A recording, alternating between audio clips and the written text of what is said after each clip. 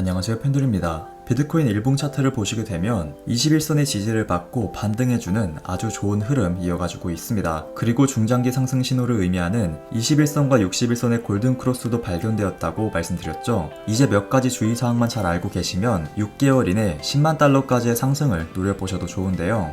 미국 증권거래위원회 위원장인 게리 겐슬러가 비트코인 ETF 승인 가능성에 대해서도 언급한 만큼 인내심을 갖고 투자하면 좋은 결과가 찾아올 것이다 라고 말씀드릴 수 있습니다. 오늘도 여러분들이 꼭 알고 계셔야 되는 내용에 대해서 알려드릴 예정이니까 끝까지 시청하시길 바랍니다.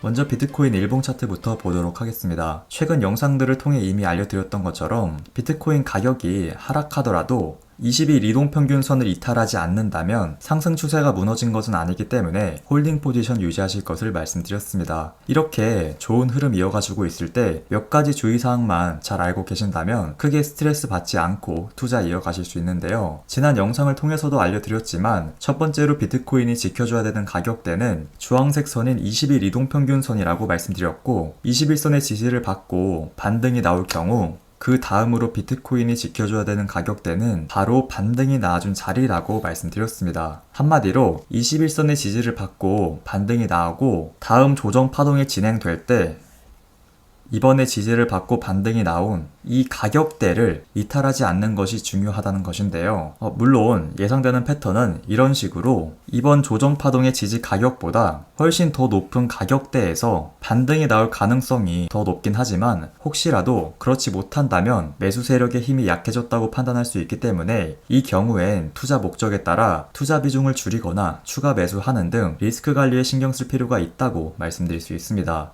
지금 무엇보다도 조정 파동의 지지 가격대가 중요한 이유는 이 가격을 계속 지지해줘야만 우상향 패턴이 이어질 수 있기 때문인데요. 제가 예전에도 비트코인 가격이 이전 조정 파동의 지지 가격대를 지켜주고 있기 때문에 반등을 기대해도 좋다고 계속 말씀드렸었고 실제로도 차트를 보면서 투자할 때 우상향 결정 여부는 조정 파동의 지지 가격대를 또다시 지켜주냐에 달려있기 때문에 다음 조정 파동이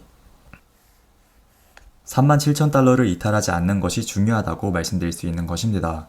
그리고 다음 조정 때도 21선을 지켜줘야 되는 건지 궁금하실 수 있는데요. 이번에는 골든 크로스가 나왔기 때문에 21선의 지지 여부가 중요했지만 다음 조정 파동이 진행될 경우엔 21선의 지지는 크게 신경 쓰지 않아도 되는데요. 물론 21선을 이탈하지 않으면 좋겠지만 두 번째 조정 때는 21선을 살짝 이탈하고 다시 반등이 나오거나 21선을 이탈한 뒤 21선 부근에서 특정 지지 라인을 만들고 다시 상승으로 이어지는 이런 패턴이 나올 확률이 더 크기 때문에 다음 조정 때는 21선의 지지 여부보단 37,000달러의 지지만 잘 확인하셔라 라고 말씀드릴 수 있습니다.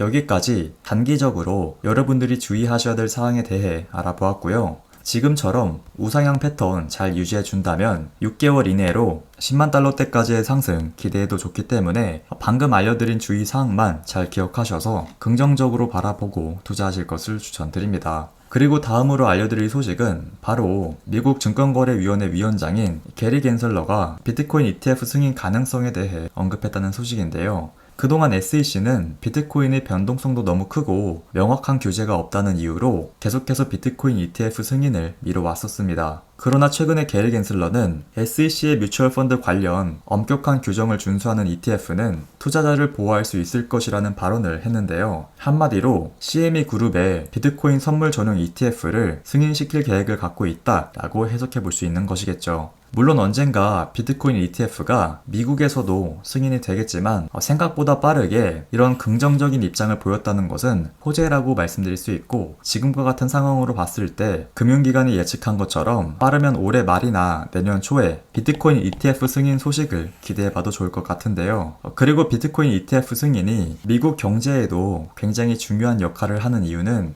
앞으로 은행 같은 금융기관들이 살아남기 위해선 암호화폐 산업과 협력해야 된다는 얘기가 나올 정도로 암호화폐 시장이 그만큼 중요해졌기 때문입니다. 물론 제가 예전부터 은행 등 자산 운용사에서 비트코인 관련 상품을 취급하지 않는다면 더 이상 시장에서 살아남을 수 없을 것이라고 말씀드렸죠. 이런 내용을 미국 은행 협회에서 보고서까지 만들 정도로 앞으로 암호화폐 산업이 미국의 금융업계뿐만 아니라 전 세계적으로 중요한 자리를 차지할 예정인데요. 실제로 피델리티 같은 세계적인 자산 운용사에서도 비트코인 채굴 회사인 마라톤 지분에 투자했다는 소식도 볼 수 있었고, JP 모건에서도 비트코인 등 암호화폐 펀드 상품을 6개로 확대하는 등 이미 글로벌 금융회사들은 본격적인 투자가 진행된 것을 확인할 수 있습니다. 아직도 암호화폐 산업이 망한다고 생각하는 사람도 있겠지만, 오히려 암호화폐가 망해가는 국가 경제나 금융시장을 살려줄 것이라는 게 현실이기 때문에 비트코인이나 이더리움 등 일부 암호화폐가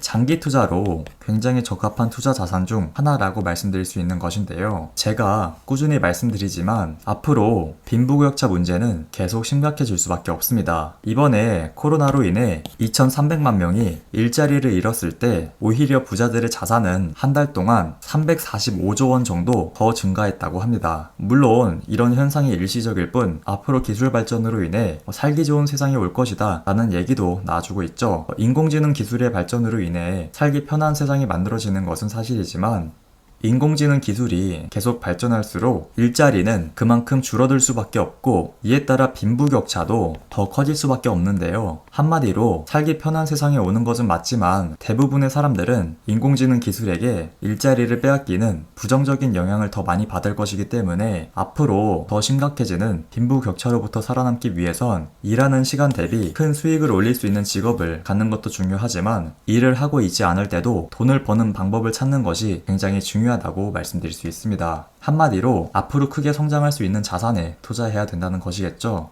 좋은 곳에 투자하기 위해선 이런 세계적인 자산가들이 어디에 투자하는지 알아보고 어떤 전략으로 투자해야 되는 것인지 잘 알고 계셔야 하는데요. 많은 투자 자산이 있지만 그 중에서 가장 많은 자금이 몰리고 큰 상승률을 보여줄 수 있는 두 가지 조건을 모두 충족한 자산은 비트코인이라는 점에서 여러분들께 비트코인을 장기적으로 바라보고 투자하실 것을 추천드린 것입니다. 결론은 인공지능과 자동화 기술은 이런 부자들의 자산을 증가시켜주는 기술일 뿐 자본력이 없는 일반인들에겐 오히려 경쟁 대상이라는 점 기억하셔서, 경제적 자유를 원하시는 분들은 시간을 팔아서 돈을 버는 방법 외에 투자로 돈을 버는 방법에 대해 꼭 공부하시길 바라고, 이 비트코인이 아닌 다른 자산에 투자할 때도 해당 자산이 앞으로 더 많은 자금이 들어올 수 있는 시장이거나 자산인지, 아니면 세계적인 부자들이 해당 자산에 투자하고 있는지 등을 확인해서 투자 결정을 내려야 된다라는 말씀 드리고 싶습니다. 앞으로도 좋은 정보 많이 알려드릴 예정이니까 꾸준히 시청해 주시길 바라고요. 오늘 영상 여기서 마치도록 하겠습니다. 오늘 영상이 도움이 되셨다면 좋아요, 구독 한 번씩 부탁드립니다. 지금까지 팬들이었습니다. 감사합니다.